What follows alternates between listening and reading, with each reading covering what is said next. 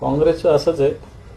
काँग्रेस जागा वाटपात याच्यात मोठ्या प्रमाणावर नुसता वाटा मागते.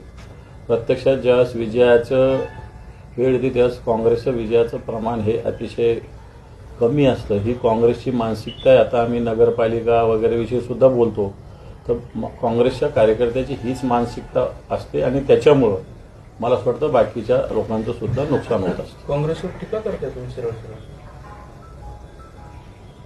मी माझं मत व्यक्त केलेलं आहे. पण म्हणजे काँग्रेसचे असं तर मग तुम्ही त्यांच्यासोबत अलायन्स करणार आहात का?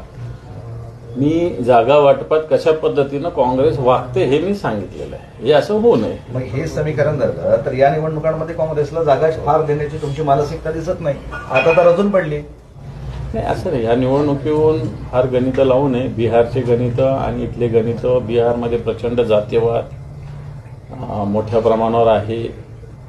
आता तसं काही महाराष्ट्र अजून त्या स्थितीत गेलेला नाही. त्यामुळे बिहारचे गणित आणि महाराष्ट्राचे गणित स्वतंत्र असतात. थोडक्यात काँग्रेसने तळ्यावर यावं एवढंच म्हणणार.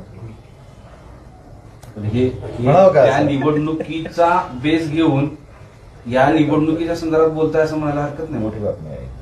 काही म्हणायला हरकत नाही याच्याविषयी असं स्पष्टपणे. असं समजायला किंवा म्हणायला काहीच हरकत नाही असं माझं मत आहे. मग स्थानिक स्वराज्य संस्थांच्या निवडणुकीमध्ये तुमची इच्छा नाही असं दिसते आहे काँग्रेसवर जायची? नाही, आमची इच्छा आहे. बिलकुल आमची इच्छा. काँग्रेस, शरद पवार साहेबांचा पक्ष यांच्याबरोबर पूर्णपणे महाविकास आघाडी करण्याचा पूर्ण प्रयत्न आहे.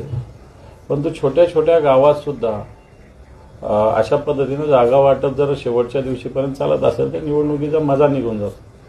कारण मला असं वाटतं निवडणुकीसाठी उमेदवारांना पुरेसा वेळ दिलेला असला पाहिजे.